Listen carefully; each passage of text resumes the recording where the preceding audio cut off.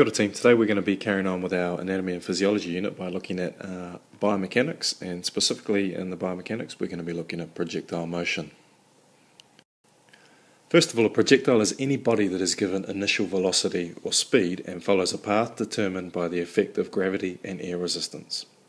As soon as an object is thrown, it becomes a projectile and is influenced by the principles that govern projectile motion. So the path followed by a projectile is called a trajectory, and the projectile is affected by horizontal and vertical motion, which are independent of each other. There are 6 things that affect the projectile, and these include gravity, air resistance, height of release, angle of release, speed of release, and spin. So a projectile may include objects such as balls, athletic equipment, or sporting equipment, and the human body. They can all be projectiles. Many sports involve the throwing of a ball. Any projectile thrown, such as a ball, can be considered to have a vertical and a horizontal velocity component, as shown in this diagram to the left. So the blue arrows are the horizontal velocity components, and the red arrows are the vertical velocity components. Now notice how at the apex of the trajectory, which means the top, there is very little upward vertical velocity, with that red arrow just there. So there's not much vertical velocity happening there, but there's lots of horizontal velocity, the blue one, going along there. This is because gravity has acted upon the upward vertical velocity component of the ball to the point that it has stopped it, and it changes it to downward vertical velocity. When a projectile is launched, change occurs only in the vertical downwards direction due to the influence of gravity. Gravity acts on the projectile, pulling it down towards the ground. So gravity acts on a body or object to give it mass. The greater the weight of an object, the greater the influence of gravity upon it. Gravity will affect the projectile as it will decrease the height the projectile can obtain. The force of gravity acts on the object to show its upward movement and pull it back to Earth, limiting the vertical component of the projectile.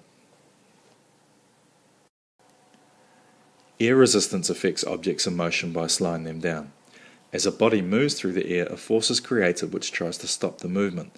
This force, when an object moves through air, is called drag. The faster a body travels, the greater the amount of drag produced. Equipment and techniques have been developed that minimize the frontal area in contact with the air to make an object more streamlined and ensure drag is minimized. This is illustrated on the image to the left, where you can see a sphere, airfoil, and square with the air resistance indicated by the arrows. So you can see the sphere and the square produce a lot more drag as opposed to the airfoil, which the design and shape of it minimizes the amount of drag produced.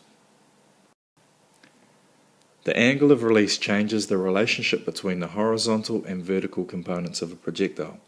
The ideal angle of release is 45 degrees, but that's assuming that there's no air resistance and the takeoff and landing points are at the same height.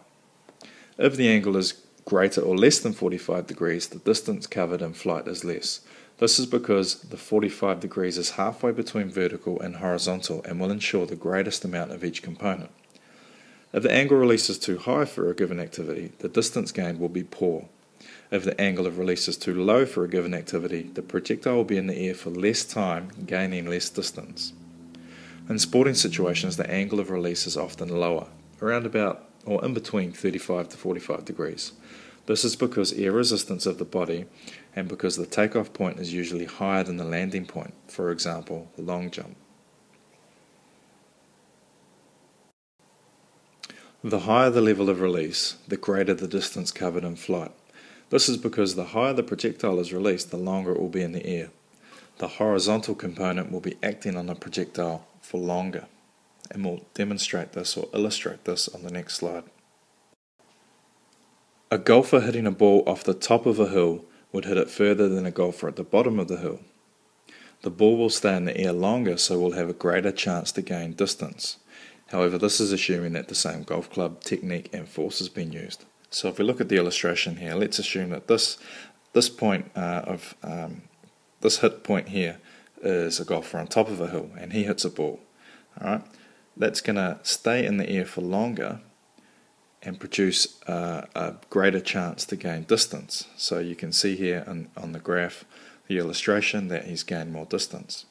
However, a golfer using the same club technique and same amount of force from a lower height, you can see that he gains a lot less distance off his hit because his height of release is lower. In javelin, for example, to gain more distance, athletes ensure with their technique that the javelin is held as high as possible to create a greater height of release. Speed or velocity is directly related to distance. The greater the speed of release, the greater the distance covered in flight. It's divided into two components, initial vertical velocity and initial horizontal velocity. And we'll illustrate this on the next slide. Having a higher initial vertical velocity will increase the height of the trajectory, resulting in a longer flight path. This would be an advantage in sports which primarily require height, such as tumbling and gymnastics, high jump or ski jumping tricks. Now we'll illustrate this here. With a higher initial vertical velocity, you would see something along the lines of that. Now having a higher initial horizontal velocity will increase the length of the flight time and therefore the distance covered. So this would be an advantage in sports which primarily require good distance, such as long jump, ski jumping and vaulting in gymnastics. So if we were to have a higher initial horizontal velocity, this is what that would look like. As you can see, we increase the length of the flight time and the distance by having greater horizontal velocity. The amount and direction of spin acting on a projectile will directly affect the distance a projectile will travel. The reason for this is the air pressure acting upon the ball, and we'll look at this on the next slide also. A topspin shot illustrated by the ball here travelling and spinning in this direction with the flight path going down here creates a region of high pressure on top of the ball, indicated by the top arrows. It also creates a region of low pressure, indicated by the bottom arrows. Air moves from a region of high to low pressure, and as a consequence the ball will dip suddenly, decreasing the vertical component of the trajectory and in turn the distance travelled. So as that ball spins, it suddenly drops the ball.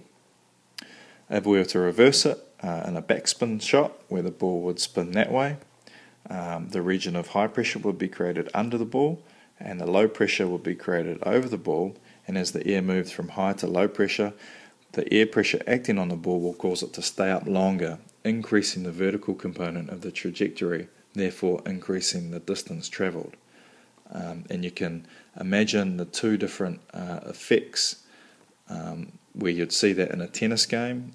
If someone was doing a strong forehand with topspin, they're trying to drop the ball as soon as it goes over the net. But when they apply backspin to the ball, they're generally trying to keep the air in the ball longer, which will give them more time to get back into a better position to receive the return hit from their opponent. And just some parting questions for you to consider and to discuss at the end of your whisk sheet. What advantage would a taller netballer have when shooting the ball? How might your speed of release affect a rugby pass? What would happen if you threw a cricket ball with a higher angle of release? And finally, describe two situations where topspin and backspin would be preferable in tennis, although I just explained that to you on the last slide, so maybe we forget about that last question. This is due tomorrow, so make sure you get your whisk sheet done, completed, ready for your theory lesson. Thanks.